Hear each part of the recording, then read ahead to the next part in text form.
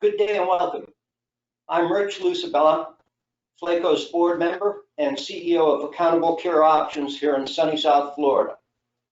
I'm joining you off camera today because with all the recent rains we've had on the east coast of Florida, we unfortunately do not have the bandwidth to be able to do video, so I'm able to see our guests, but you're fortunate enough not to have to be able to see me, though I do apologize because if I had known, I wouldn't have shaved or gotten a haircut today. But we hope you're enjoying the 2020 Flacco's virtual conference. Just now, we have a really special presentation for you that is the subject of which is very near and dear to my heart. Advances in technology to support value-based care. Our stellar lineup of experts today includes Mr. Jim Clark, Dr. Saul Lisebram, and Mr. Ed Van Bach. Jim Clark is the Chief Growth Officer at Health Access. Prior to Health Access, Jim served as Vice President of Business Development at Centene Corporation, CEO of Visionary Healthcare, and he was the founder and CEO of SoftData, another successful healthcare technology company. Mr. Clark's specialties include corporate strategy, business process improvement, and product development, just to name a few.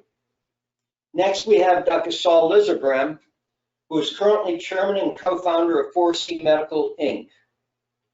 He was formerly the founder and CEO at HealthFusion, and Dr. Lisebram is a 40-year veteran of the healthcare industries. With a resume really too long to list, Saul's many awards and appointments speak for themselves. He was chosen health advisor to California Governor Jerry Brown, a member of the advisory committee for the California State Insurance Commissioner.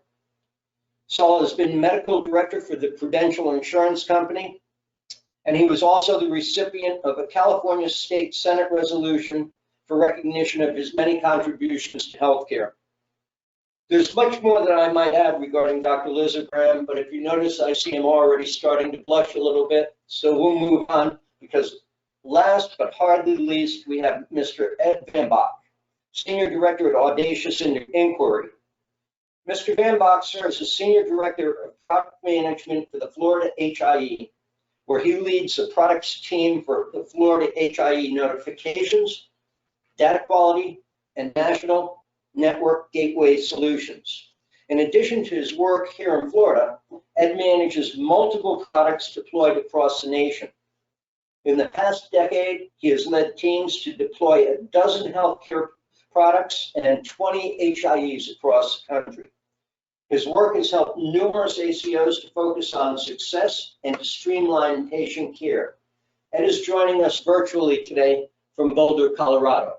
Welcome, gentlemen. Thanks. So, when we talk about technology to support value-based care, we're talking about a very broad topic. And we might be talking about anything from population health plugins for EHRs to the latest in patient engagement technologies to artificial intelligence assisted in-home patient monitoring. It's a whole large field. So in order to get a sense of where you each fit into this industry, I'd like to look at it from the patient standpoint. From the patient's journey, let's use that as a framework, the patient's journey through the healthcare system. Patients enter the healthcare system through a variety of front doors, and depending on many factors, they're going to be impacted by all manner of technology during their lifelong journey. So let's go around the table, and let's start this with Ed. And I'd like to ask each of you, tell us in your case, Ed, how does Audacious Inquiry's technology impact the patient and or his medical care team during that patient's journey through the healthcare system? Sure, Rich. Thank you for moderating today. I'm glad to be here with all of you, with Dr. Lisebram and Jim Clark. We really enjoyed working together to prepare this panel and are looking forward to next year when we can join in person. The Florida HIE notification system provides connectivity throughout the patient journey. but most specifically for today at the beginning. As soon as the patient has a visit or is admitted, we can help clinicians know and pull the clinical data from that point of care. We leverage the deep connectivity throughout the state and have 95, 96% of the acute care beds connected and over 200 SNF and post-acute facilities. We're growing into EMS agencies, so soon we'll be having notifications from those treat and release ambulance visits too that don't necessarily result in a hospitalization. We're growing into behavioral health facilities as well. All of these data sources provide a robust, solid foundation to share data through all of the various data formats, which helps providers, ACOs, health plans, those entities engaged in value-based risk contracts. We take these notifications and really help them provide better care at the specific point in time during the initial visit and then those subsequent visits. And you'll hear Dr. Liesenbraum and Jim Clark talk about some of the really integral areas and other value adds throughout the patient's journey. Okay, so we place you really right at the starting gate of, for instance, an acute care episode. You're the guy that you're the technology that's going to notify us of an event that is ongoing, that is about to happen, patient about to be admitted because he's already been in the emergency room, patient entering a nursing home, those types of alerts. So you're really signaling that to the providers, correct? Or to the health plan? Absolutely. To the ACOs, the health plans, the providers, and that trickles to all the clinicians, their care teams, and then to the patient. Okay, so you're designating targets for action, and that's really helpful relaying that. Let's move on to Dr. Liesenbraum. Same question for you, Saul. How does FORCI impact the patient and/or his medical team during that journey? Where do you impact him? So we impact the patient at the point of care, generally the primary care physician, and we impact them prospectively, real time, and retrospectively. And what I mean by that is that our software, which does analytics on many data points to assist the doctor in disease detection, as well as focusing on Medicare Advantage HCC coding. And it can be used prospectively before the patient gets to the office. All the data that we accumulate, which is from like the EHR, hospital discharge summaries, laboratory x-ray results, specialty dictation, all that data gets into our repository, goes through our artificial intelligence and algorithms, and it can be used prospectively before the patient comes in to review and assist the doctor with disease detection. It can be used real time while the patient is seeing the doctor, so that it actually pops up within the EHR information on the screen. And it could be used retrospectively by the administrative staff to look at what opportunities lie in disease detection and HCC coding. So we impact the patient from a quality and for the provider and economic standpoint at the point of care in the office. Okay, so you use the term artificial intelligence as it refers to HCC coding. Let me back up for a second. When you talk about HCC codes or RAF scores as we know them, you're also talking about quality, are you not? Because to the extent that there is a disease process there that hasn't been addressed, and you can pick that up for the clinicians to address, that's going to improve quality. At least that's what we've always believed, and it's certainly what I believe in terms of HCC scoring. Is that correct? That's absolutely correct. So, you know, there's other applications out there that do recapture of previous codes from previous years. Ours, the distinguishing factor is that we do a real-time disease detection. So, and sometimes in the recapture, you can be recapturing a code for a disease that really doesn't exist anymore and shouldn't be coded for. On the other hand, you can recapture codes that haven't picked up current diseases. And that's where the real quality comes in, where you can look at multiple areas of information and data and assist the provider in disease detection.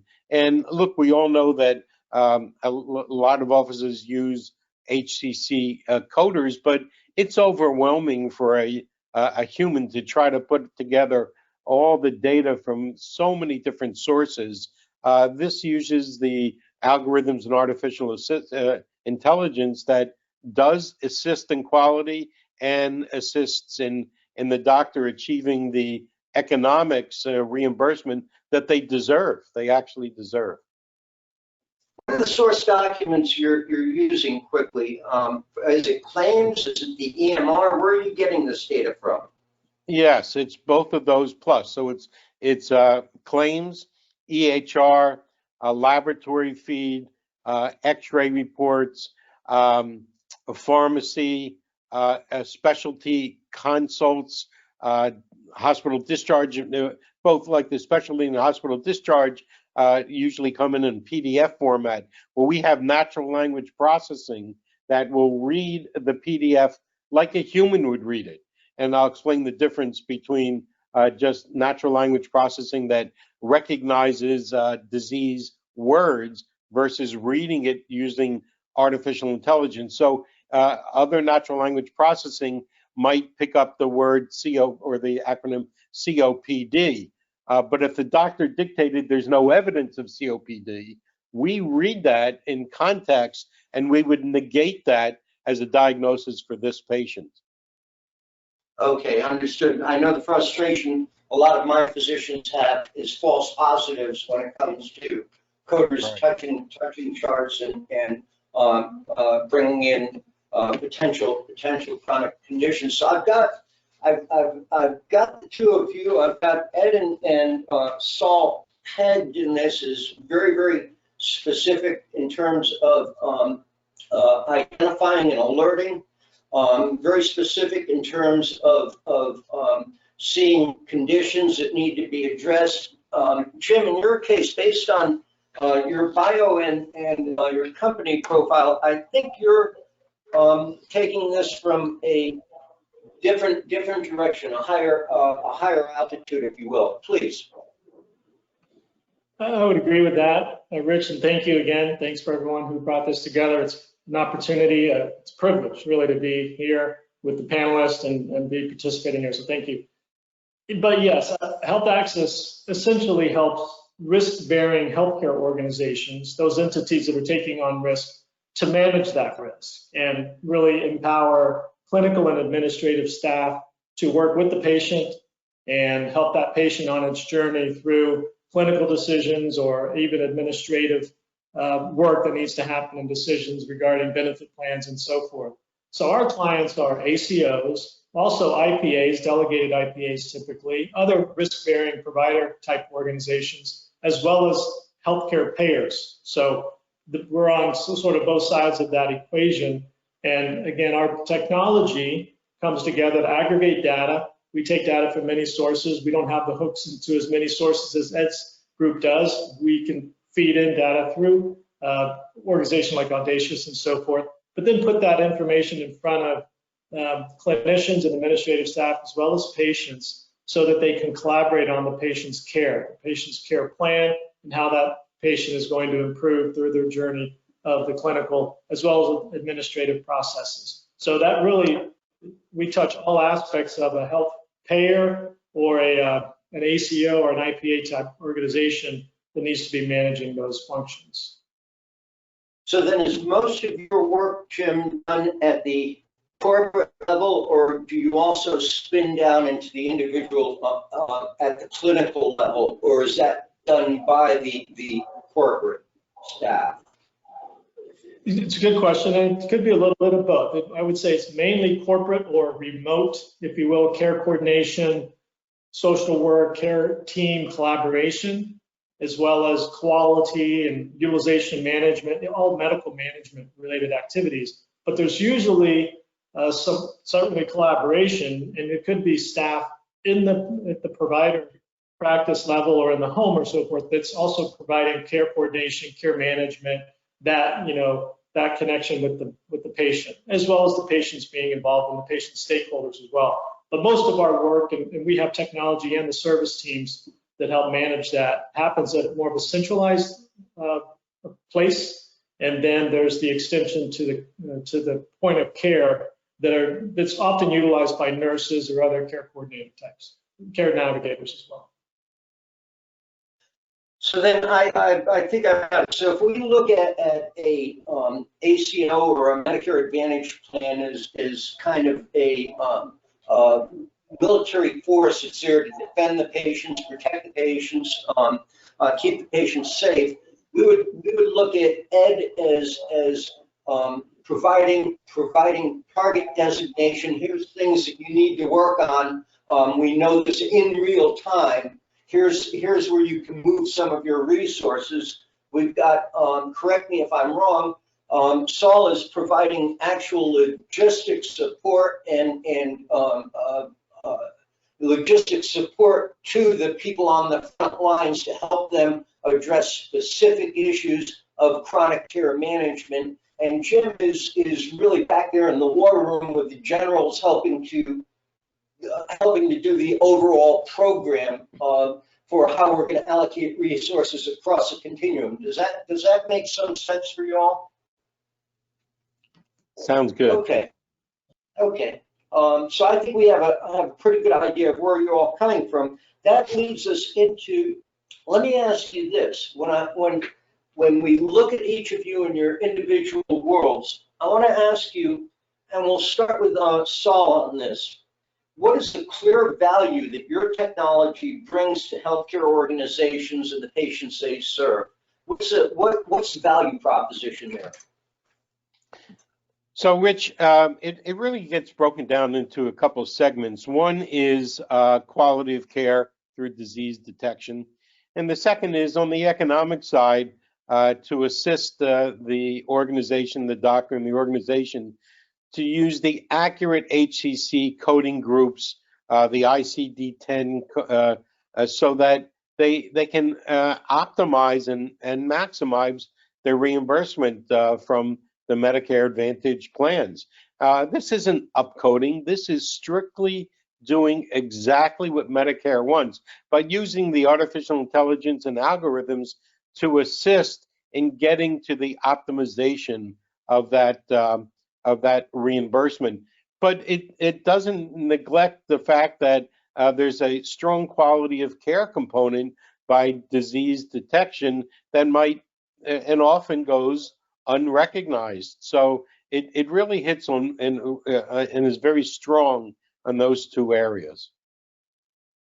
Okay, so you are on the HCC side and the RAF side, and that is a value proposition, because the fact of the matter is that ACOs are limited to how much their RAF scores might expand over the course of a contract period. But I remind people when we talk about HCCs and RAF scores that we may look at it as a revenue opportunity, but Medicare looks at it as a quality opportunity and always has. Medicare has always felt that, well, listen, if you're managing a lot more conditions in a population, you need to be paid for that, because the patient is obviously recognizably more ill. It's going to take more work to manage that patient, to keep them stable. And so I thank you for that work.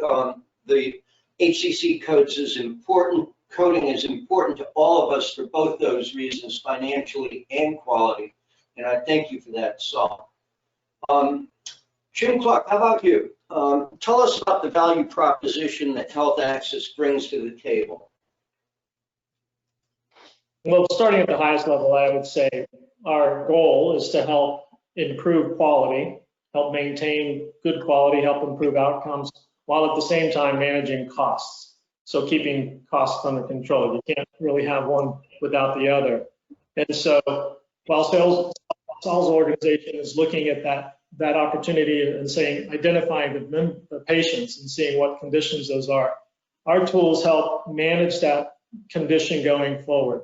And especially chronic conditions, when you're bringing care teams together and needing to get ahead of high cost events, that's what we're looking to do. We do deploy predictive analytics. We try to model populations and so forth. When you're talking about population health, you're trying to manage those high acuity events, and that's what our technology tries to do. At the same time, putting information in front of decision makers, clinicians and patients and their caregivers and stakeholders that can affect that patient's outcomes and continue to improve that patient's care while avoiding, again, these costly events. So it's really about that balance between cost and quality. We manage many aspects of the organization, but those are the two real key focuses. So you might, then you might be in the position of using, certainly we know you would be using what Ed provides, and I want to get to Ed on this very question, but it sounds like you might take what Dr. Liesebram provides for 4C Medical to feed into your programs for what needs to be done for specific populations, or is it down to the specific patient level? Can you expand on that? Well, certainly, that's going to empower the provider and the ACO to identify those patients that need additional care or need, certainly is a revenue opportunity to bill properly, as you mentioned earlier, Rich.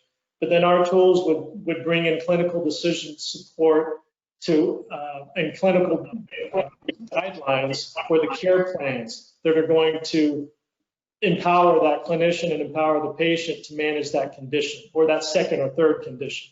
These are comorbidities that we're talking about, high cost, high needs kind of management environments or situations. So that's why these tools are kind of multifaceted, and they touch on multiple types of users to enable the care team to do a better job.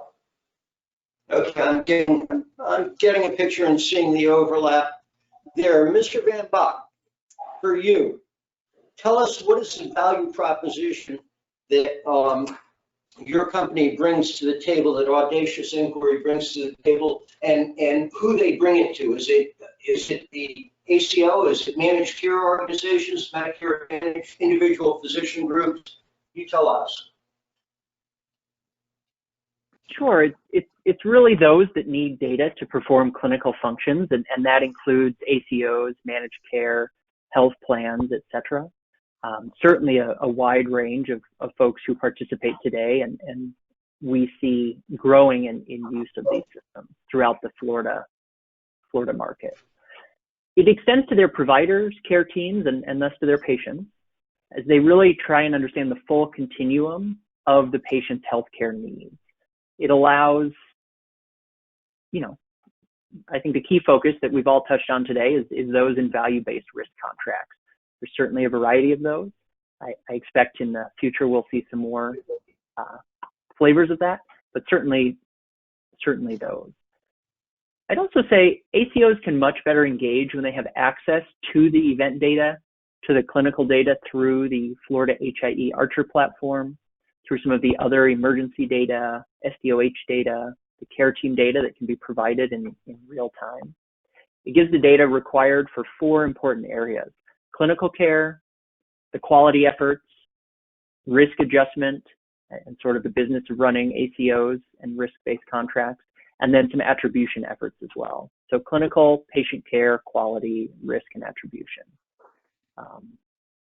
It certainly works with a variety of other vendors, including 4C Medical, how they really focus and understand the full state of disease for the patient, and then on a larger level. And with Jim's Health Access platform, really to sit and be the general and look at the entire population and the entire group of risk-bearing folks and that are subject to that, and whether that be ACOs or health plans, and really look at analytical approaches for solving some of those business challenges. ACOs need clinical data to further the patient care and for their business, and that's what we're here to provide. and with a smile.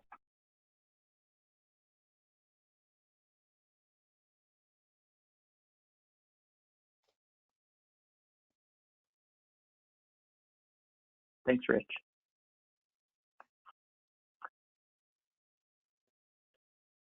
Well, it looks like Rich is offline. So while he reconnects, Dr. Liesenbaum, I have a question for you, and that is, as a potential client for an organization as an ACO or a Medicare Advantage plan, can you share a success story about how your organization has helped and what that really has led to? Sure. So Ed, thanks for jumping in there and taking over as the moderator. So I'll use an example. Actually, it's a group in Florida. It's a medical group, a good-sized medical group in Florida that has a large Medicare Advantage population. And where we exceeded our own expectations is we found that even though they had good coders, we find that it seems like every medical group has the best coders in the world.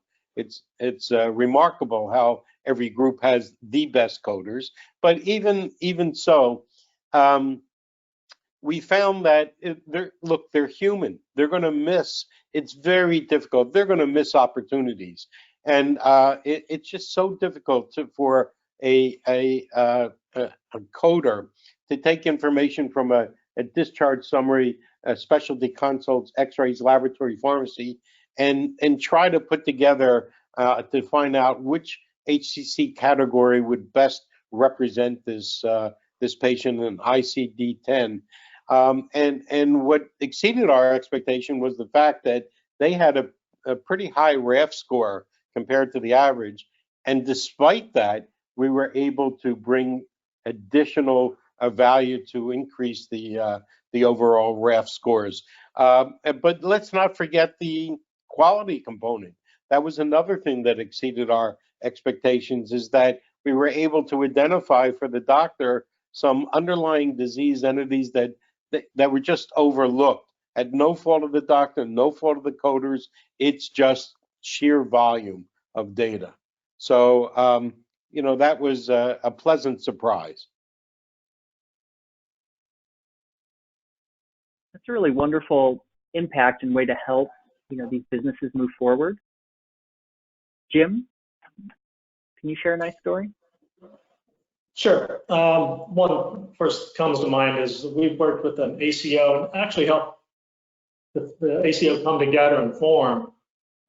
And this was a group that was really focused on a high needs population, very focused statewide. So the group formed, groups that had worked kind of indirectly together before, but came together in this organization, and the cost of care was very high.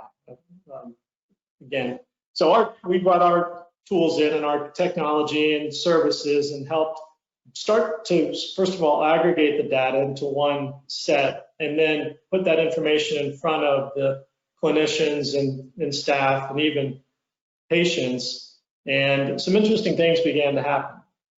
Identifiers began to appear as to where the high cost spend was and where the opportunities, again, to leverage the tools, but also keep a balance between managing costs while at the same time improving quality, improving performance on both of those. And as the group began to work together and see the information come together, some trends started to develop, and the group started to understand best practices, what was happening in one part of the state. It's not always the same as what's going on in another part of the state, but there were some similarities, and there were some abilities to change how things were being done. And the performance was remarkable. And by the second year, the savings was significant, really became a high performer. And what we ended up doing was then taking that model of care, that model of engagement, and then going to other payers, actually created a new company with this form and this group to go to negotiate contracts with other payers, even commercial, and take on risk, in a graduated form, but take on some of that value-based arrangements from other payers. So it enabled the group to really do well with Medicare and then take that model of care, model of collaboration into other payer arrangements. And what about you, Ed? What, where did you see engagements that exceeded your expectations? Sure.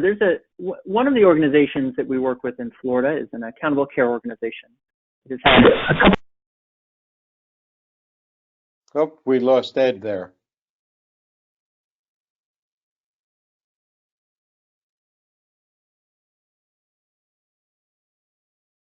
We're having some fun technology. Yeah, there you go. So we were able to lower readmission rates by 12%, this individual organization, which is quite remarkable. They were able to improve quality scores and improve the rate of TCM visits. Really, that allowed them to increase revenue in some of their business operations that I know you guys both are cued into, but allowed them to achieve significant shared savings with one of their MSSP contracts. And they've been able to grow and add more patients, more care team providers, and grow into other areas such as behavioral health, and really help serve those patient populations well. Nice. So since Rich isn't here, I know that one of the questions that he wanted to ask us is, what do the three of us think that is sort of next on the horizon in advances in technologies to population healthcare management? So since Rich isn't here, I know he wanted to hear from us, but maybe Jim can tell us what or I'll start off just by saying, personally, I think that predictive analytics is really going to be very special in advances of technology for the patients at the primary care level. Predictive analytics are now being used, but in huge organizations, the Mayo Clinics and very large organizations.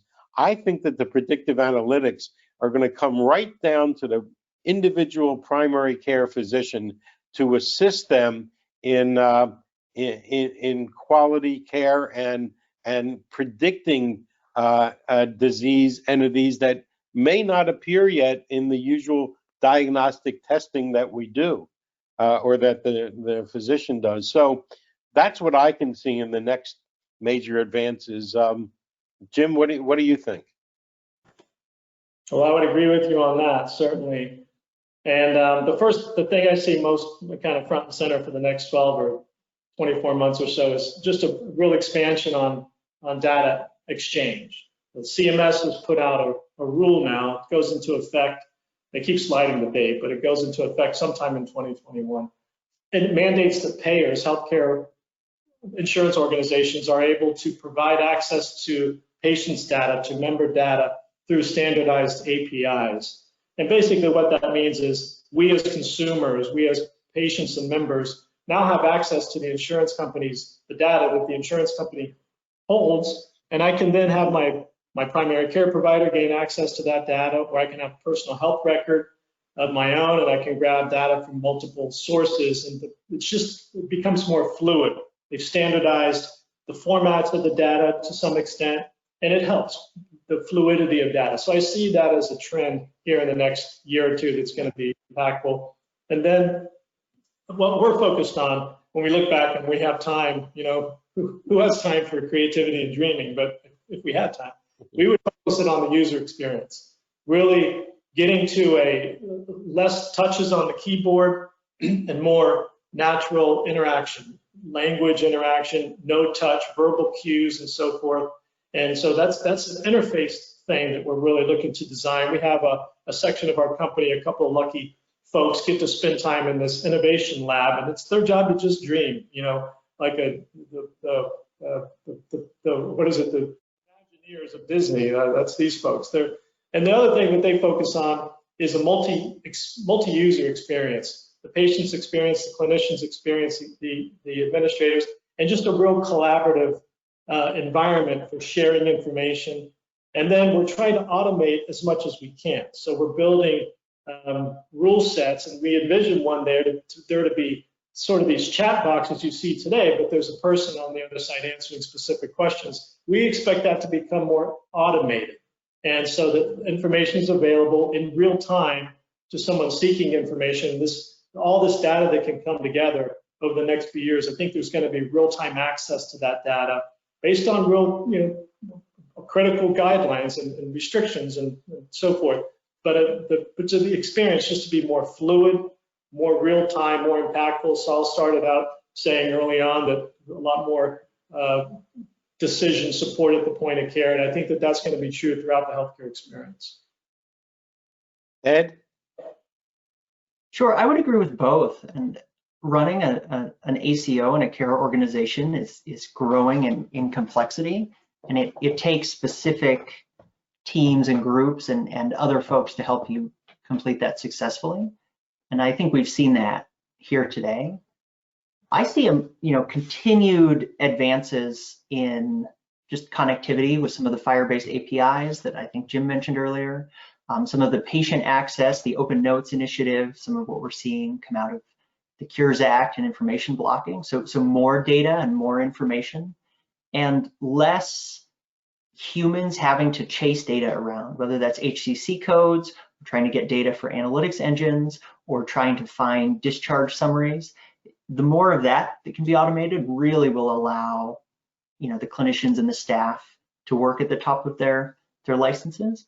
And then lastly, I see patients being much more involved, being able to look at their medical history from their cell phones and to really have a much more engaged approach to their care and working with their team. Yeah, we're certainly in an exciting environment here. So I think Rich may have come back. Rich, are you there? Gentlemen, I'm here. My apologies. These are the vagaries of post-hurricane electronics. I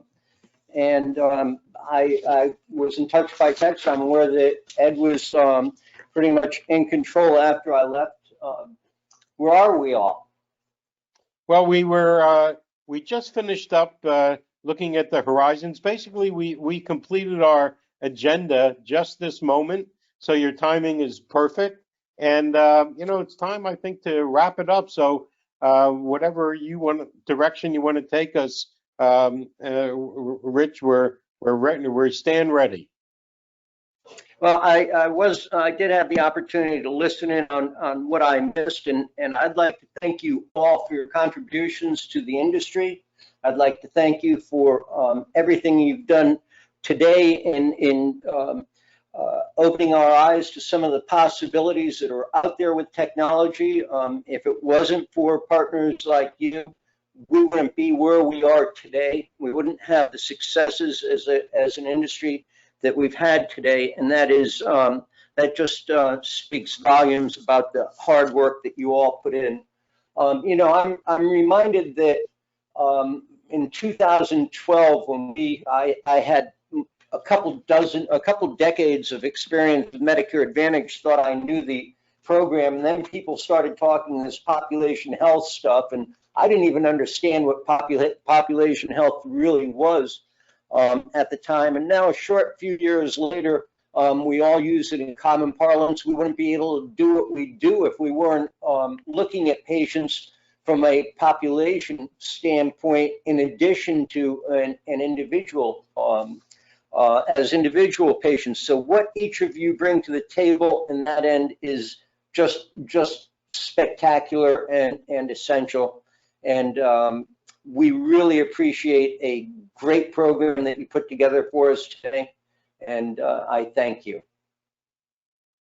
Thanks, Rich. It was an honor to be with you. Appreciate it. Thank you, Rich.